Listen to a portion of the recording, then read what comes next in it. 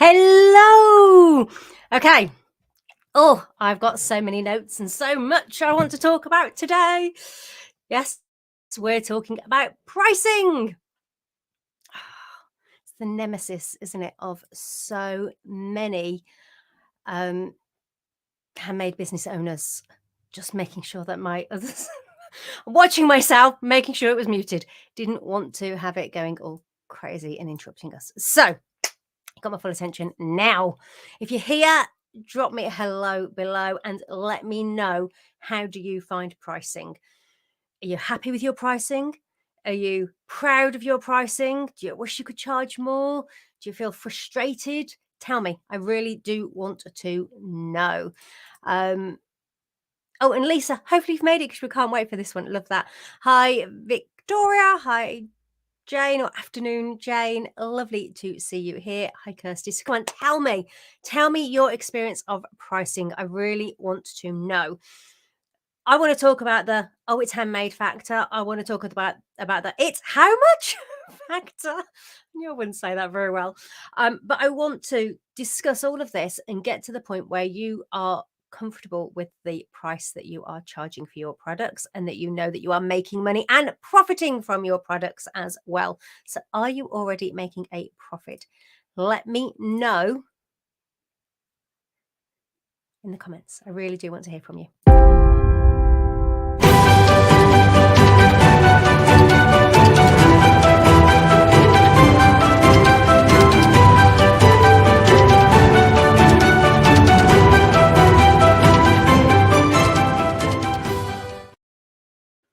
Hello, so I'm Nicola and this is the Handcrafted Business Show. We are weekly here at on a Friday at 12. I always forget to do that bit. I always forget to tell people to subscribe as well. So if you haven't already, please do that. It really does help and make a difference. And you won't miss out, hopefully, on any of these lives too. Right, so Nat, we're talking pricing. We are talking about how you can price your products and make a profit and not have your customers going, it's how much to you. So, Nat, what have you put? You've put, it's been a struggle over the years, and sometimes I still cringe when I tell people how much, but more so now with my website prices. I think, oh, that's cheap. Yes, love that. Absolutely love that mindset shift. And I know that it hasn't been easy to get to that point, though, but you've made it. Jane, I always do the how much in the voice cried from open all hours. I thought you were going to tell me that you keep hearing that when you set your pricing then. Victoria, there's definitely a perception that handmade a hobby thing and so should be cheap. It's annoying and very unfair. That leads me perfectly into, let me get rid of that banner off the screen. I'm trying to be all clever today and use the tech that it lets me do. But it brings me nicely to that, it's handmade. The thing is, sometimes this is a compliment. Sometimes people go, oh, fantastic, it's homemade, brilliant. Sorry, handmade. I said homemade there, handmade. When other times people go, oh, it's handmade. It becomes a look down your nose moment. Can I just say, you are not ever going to appeal to the people who are already looking down their nose. You're not going to change their mindset, and we're not even going to try to. So we're going to sweep those people away and completely ignore them. We want to be paying attention only to the people who are valuing handmade. I say valuing handmade. People who either don't care that it's handmade, sorry to say it, but some people simply don't care. They simply want the product. They simply want to know. Let me get rid of that off the screen right now. Simply don't care. This is a gorgeous little handmade. Look, it's got all the stamp marks. I love it. Beautifully handmade. Some people don't care. They just care that it's a beautiful necklace and they're happy to wear it. Where it came from isn't particularly a concern to them. Other people are like, oh, I don't want that because it's homemade. And other people go, oh, it's handmade. Oh, it's beautiful. We're appealing to the ones who don't care and the ones who do care. The ones who don't care, let's get rid of them. We're not interested. Stop trying to worry about the people who aren't interested in what you do. That's task number 1 that you're going to do from today, right now, because they're not going to care about your pricing, full stop. And if they think it's handmade and they see the price and go, oh, it's handmade, then we don't care. We just do not care. So they're fine. They can jog on and let us get on with what we do and enjoy doing what we do. So that's lesson number 1. Already we've hit lesson number 1. Are you happy with that? Are you comfortable with that? Are you okay with letting those people go, knowing they're never going to be your customer? If so, it doesn't matter what they think about your pricing. It doesn't matter what they think about your business. None of it matters. So completely let that go. Jane, it's also a weirdly UK phenomenon. I think the perception that handmade equals cheap. Many other countries price handmade goods. I think it's pockets of people. I think some do and some don't. And I just think it's where you're coming from in your perception. I also think it's about how you position yourself sometimes and how you talk about yourself as business owners that really influence the reaction you get from people. That first impression matters. And if you're telling people and you're almost apologizing for your prices, then they're going to think that actually maybe the value isn't there. If you, as Nat was saying here, now go, but actually, I'm pretty cheap. I deserve to be paid more. It's worth more than that. Then you're in a far better place because you're conveying that image from day one. Okay, so we've covered the fact that handmade, positive for some, negative for others, and we're ignoring the ones who it's negative for. But now I want to think about what actually are or where is the value in handmade? What is it? Do you know? What do you do for your customers? Let me know. Just realised, Victoria, you put there's definitely a perception that handmade a hobby thing and so it should be cheap. It's annoying and very unfair. Yeah, and I think, but you've got to bear in mind, I think, that the people who will visit a handmade fair shouldn't, in theory, be the ones who don't value handmade. Though, depends on the type of fair. If you're at these really cheap school events, you're going to get a real mix of people. Whereas if you are at a niche event, you're an event which is typically just calling out to people who love a Christmas handmade fair, that's going to pull in.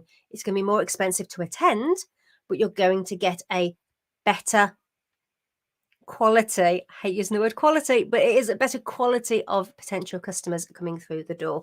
So you do have to judge it and see where it's at. You really have to be thinking about where can I be seen by people who aren't going to go, oh, it's handmade, and turn around and walk away. I'm clicking them and putting them up. I'm not having a chance to read them beforehand. Sometimes the pricing thing is so uncomfortable because our craft used to be a hobby and perhaps we aren't as skilled as we are now. Yes, get that completely. So when we first started out, we priced things cheaply and hard to get out of that mindset. It's Vicky, by the way. Yes. So let's address that then. If you've started at a place where it is your hobby, if you've started where you've just been pricing your products to cover those direct costs, you haven't thought about any of the bigger expenses, you've maybe just been having a few really cheap £5, £10 stands at really, really small events and been using it really to make sure that you're not building up this huge amount of made products at home because you just love making and you love doing. And if you've priced your products that way, what do you do? Well, to start with, starting in that place is absolutely fine. It's no problem at all. All you're doing is paying for your materials and paying for your supplies. Oh, I've managed to click that and put it on the screen without meaning to. Being handmade for my products means you can look exactly as you like, including change your size as you want, and it's not a flat pack. I'm going to come to that in a second. I don't know how I clicked that on the screen. I didn't mean to. So starting in that place is absolutely fine. But the second you decide that this is a business, because at that point it's not a business. In the UK, you can do £1,000 worth of turnover without declaring it as a business. You don't need to add any of that or tell the taxman or do any of the formal stuff particularly. Though there's caveats here. If you are selling anything that needs to have I'm going to call it a CE mark. It's not called a CE mark anymore. I know Vicky will come back and tell me. If you are anything that is regulated, you still need to apply to those regulations, just because otherwise you're not worrying about your business. So you have that £1,000 buffer. But as soon as you start to go, this is a business, then you need to up your prices. Your prices need to cover all your direct costs. That's the cost it will take you to remake your product. If you've managed to get something at a really discounted rate, but you know the next time you buy it, it's going to be at full price, you've got to take the full price and just go, okay, I'm actually putting a little bit of extra profit into my business today. Great, it's a bonus. But you're pricing based on the normal prices to make your products again. Those are your direct costs. And if you buy, I don't know, if it's like you've got so much cotton and you go, right, I get five products from that particular thing, then take the overall cost and divide it by 5. So you're breaking it down and you're adding everything in. Every little thing needs to be accounted for, otherwise it's coming out of your own pocket. You also need to cover all of your other expenses once you're a business owner, your broadband that you use for your business, the website costs that you're going to have for your business, your Etsy expenses, anything and everything, all is allowed for. You make sure that that is factored into your pricing. You're also going to pay yourself. Yes, you really are. So you need to be adding in your labor costs as well. And then you actually need to make a profit as well, because machines break. Things happen. You need to have that fund inside your business that means that you can afford to cover your additional costs. So you do need to have a profit margin as well. Maybe you call it profit, maybe you call it research and development, maybe you call it your contingency fund. Really doesn't matter, but you need to have that level of profit within your products' prices as well. So, how do you get to the point where you're confident to do that? There, you have to go stand back and go, what am I actually doing for people? What am I actually providing? And you are providing something that is amazing. Now, I've written a few things down. If you've got any to add, please tell me about them. One of them that I've written down is personalization and customized, which is exactly what you're talking about here, Nat. So, handmade for your products means that you can change the size if you want to. You can change the way it looks. Nat makes children's toy boxes amongst one of her products. So again, she can completely change dimensions. They can completely be personalized. You can put children's name on them. They can be decorated to any theme that you want, because she paints everything by hand and makes it from scratch. So that is added value. You have to understand the value that you are giving to your customer. Another value is the quality of the materials and supplies. As a handmade business owner, you should not ever scrimp and save on your supplies. You are not in the race to the bottom for pricing, because believe me, that is a race you are never, ever, ever going to win. There will always be somebody out there who can undercut you. Don't ask me how. I can't ever quite get my head around how they make their money, but there will always be somebody out there that's prepared to go even lower. So instead, go the opposite direction and instead go high. Whether you dare to go to the top, that's completely up to you, but don't go low. Go up, not down with your pricing. Instead, go for the best quality materials you can, the best packaging that you can, with a sustainable eye on this. Please, it doesn't mean throwing plastic out into the world. That's also not something we do as handmade business owners. But looking at giving the best possible product and service that you possibly can, and giving that value instead of going cheap and cheerful. Leave cheap and cheerful to the mass produced factories that are out there creating things. You've also got the being original. Completely, that originality, something else you can't get anything out anywhere else, that one of a kind element, that is worth its weight in gold. If you've got somebody who is fed up with wearing exactly the same thing as everybody else and being seen, and they just want to express their own personality, then having something that is one of a kind is absolutely amazing. Now, I love this. Thank you for sharing this. My dog toy box is the most expensive on Etsy. It does not put my customers off. It won't. And instead, it does the opposite. In a minute, we're going to have a look at a positioning matrix. Yeah, so that one, I'll talk about that then. I'm not going to go off on a tangent. Promise I'm not going to go off on a tangent. I'm trying. So we also have already touched on this, the sustainability element of your business. You can pay attention to where your materials and supplies come from. You can pay attention to the impact that your business is making on the planet. You can not only that, if you're selling local, then there's a very minimum carbon footprint that's happening. If you have customers who care about that, then that is an amazing thing that you can bring into your business. It isn't going to work for everything I'm mentioning. You're not going to tick the boxes for all of them. You've got to take and embrace the value that you are bringing for your customers. For some, it's going to be sustainability. For some, it's going to be customization and personalization.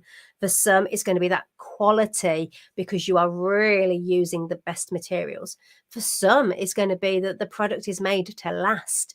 Maybe it's a memory bear and you're using a family member who's passed their clothes to create this amazing product. You can't get that anywhere else. It's original. It's one of a kind. That is absolutely priceless. Never undercharge for something like that. It's that personal service that really adds the value there. It's tailor-made. There's kind of a bit of a crossover on those two. And above all, it's made with head, heart, and hands. It's love, care, and attention. Now, most customers, to be honest, the majority of customers, that's kind of like the minority value that you give. So you need to identify the other part that you give. But actually, the fact that it's made by you, the fact that it's made by an individual, it's your hands, it's your head doing the thinking, it's your heart putting the time, care, and attention into it, is really, really special. And you have to sell that.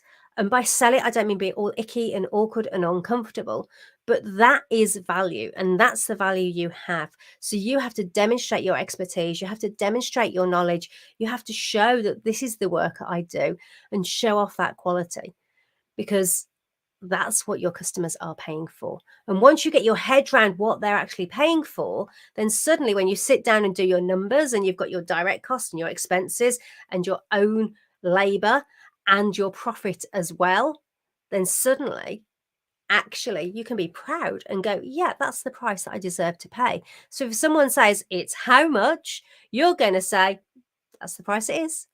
It's fine. You've got to find that place. It's not about discounting. It's not about lowering your prices. If anything, it's about going up in your prices. Jane, what have we got? Cat bibs are a bit niche, but they're 2 to 3 times more expensive than other people's. And I've had plenty of existing customers send new buyers my way. But why? Because you're reliable, as in the products are reliable. They're built to last. It's the quality that's there. So whatever you're doing is working. And it isn't about lowering your quality. It isn't about lowering your level of supplies or materials. It isn't about speeding up the process so you cut corners either. It's about having the right price. Saying that, there is a caveat on that bit where I've said about speeding up the process. You need to be efficient. You can't be wasting time. You can't charge people for hours where you're sitting there and you're kind of faffing and you're not really productive. You need to be charging for people, have an efficient process for how you make, because that way what people are paying for really is the true value. They're paying you for that specific making time. I know it's difficult. I know if something's new to make, it's going to take you longer, but you've got to be able to get things that, yes, it takes time. You've got to be proud of the time that it takes, but you can't take the pay. You can't push it. You can't extend it and go, oh yeah, I'm going to charge them 3 hours, but if I put my foot down, I might get it done in 2, in which case it's a 2-hour product. You have to be fair. One of my things that I'm really, really hot on is fair pricing. It's going to be fair for you. All your costs are covered. The expenses are covered. You're paid and you've made a profit. That's fair. But it's also fair that you're not just inflating this like crazy or stretching it out. That doesn't mean you don't deserve a good hourly rate. Yeah, you do. But it means you're not taking the mick. It's fair. Right. Positioning. I want to talk to you about a positioning matrix, just to prove that going up is the right way to go. Okay, think cars. I'm saying cars because we all pretty much know cars. We know who's top of the tree. We know who's bottom of the tree. So I'm borrowing this from a website called corporatefinanceinstitute.com to show to you. So can I make this a little bit bigger? Kind of. If I do that, we get a little, oh, I've got a little chrome thing going around. Hopefully that means we're still here. There you go.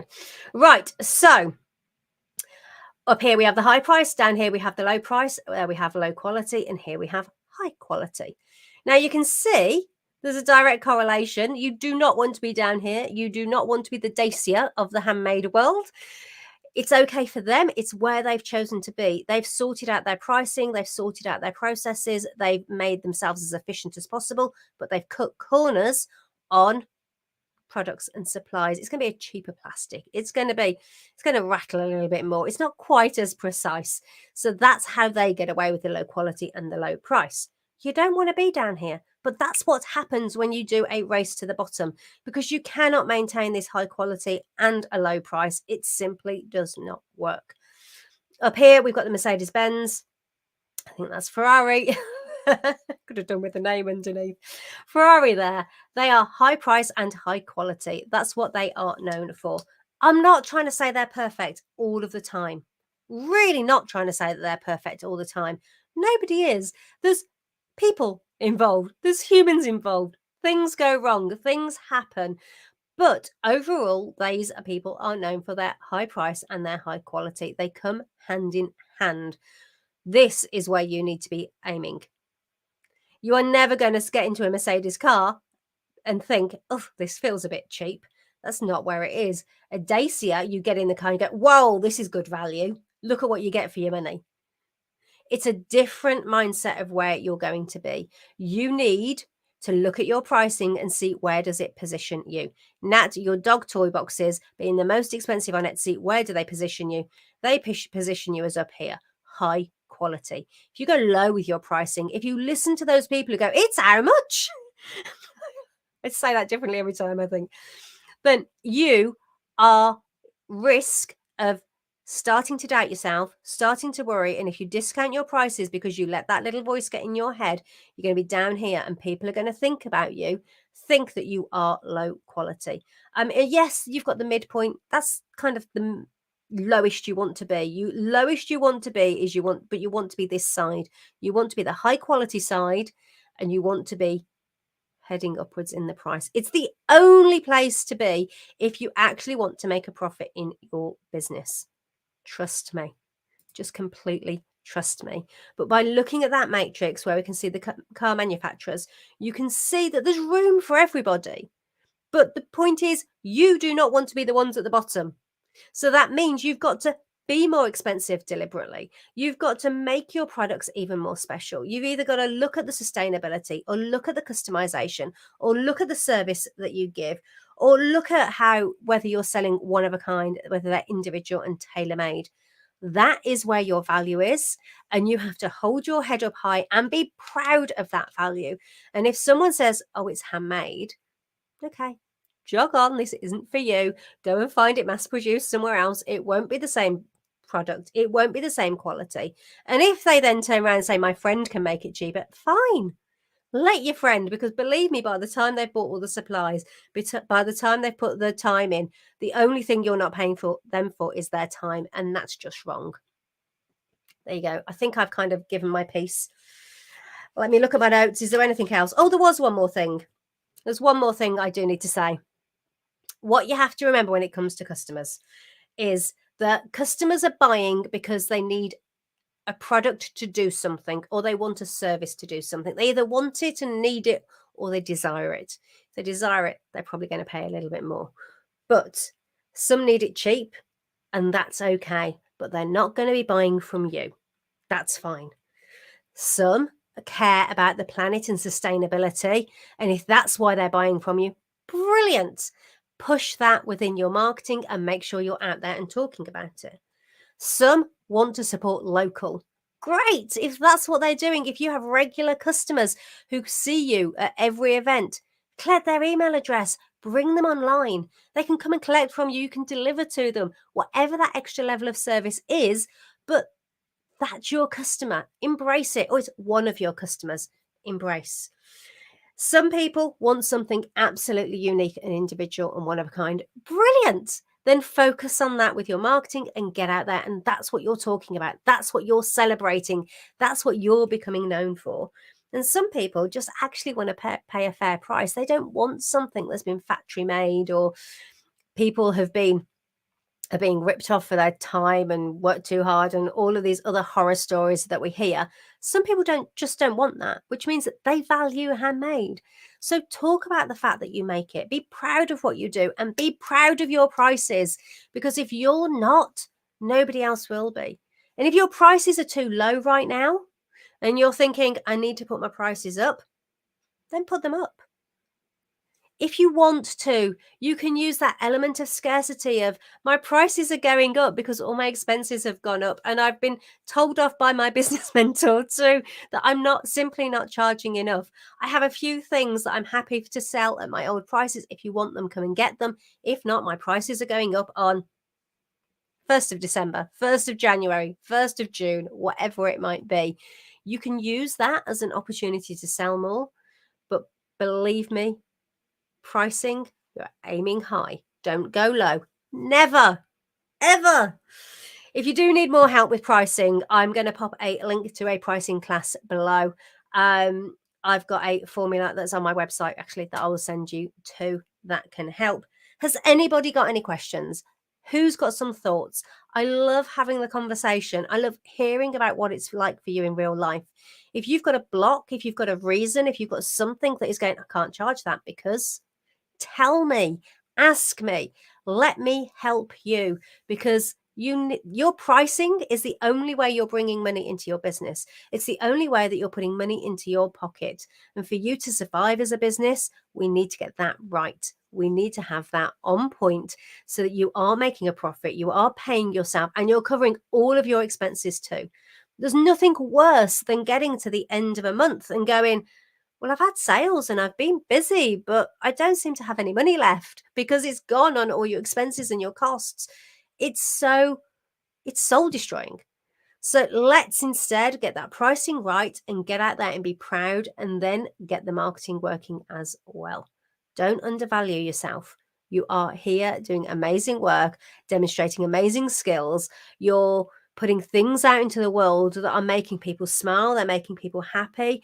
They are giving people joy. We really need to embrace that. Right. Oh, I love this. I think I'm going to put some of my website prices up there. Worth it. They are. Oh my word. If nobody can walk into a regular shop and get that customized piece that's going to fit whatever space they've got particularly. You can do that adaptation. You can change that for them. The fact that you can then do the theme that they want, the fact that you can do, oh my word. Yeah, it's worth it. That doesn't mean to say that I think you can go from I'm making up numbers here now. These are not your numbers. Just to say, from £100 to £1,000 overnight, that might be a hell of a jump, because you've got to also think about your audience. But you definitely need to be making money. So you have to go, what is the price what do I need to earn? What do I want to earn? Let's make my products work that. And you have to look at your expenses and you have to look at your costs. If you end up with a product that you go, it's not viable, then you know it's not viable. You know that you're not going to be able to sell it. But there's very, very few places and times where that happens. Very, very few. Getting my words all excited. I'm on my soapbox. I'm getting all my words confused.